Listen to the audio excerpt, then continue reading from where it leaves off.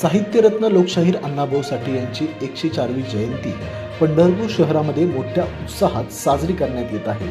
नगरसेवक नागेश यादव यांच्या माध्यमातून सांगोला चौक येथे लोकशाहीर अण्णाभाऊ साठे यांची 104वी जयंती मोठ्या उत्साहात साजरी करण्यात आली. यावेळी विठ्ठल सहकारी साखर कारखान्याचे माजी चेअरमन भगीरथ भालके यांनी लोकशाहीर अण्णाभाऊ साठे यांच्या प्रतिमेचे पूजन केले. या जयंती उत्सवामध्ये प्रमुख उपस्थिती म्हणून नगरसेवक सुधीर धुमाळ, प्रताप गंगेकर, किरण घाडगे, राहुल साबळे आदी नगरसेवक उपस्थित होते. यावेळी प्रतिमेचे पूजन संपन्न झाल्यानंतर भव्य अशा प्रभात ज्योत रॅलीचे आयोजन करण्यात आले होते.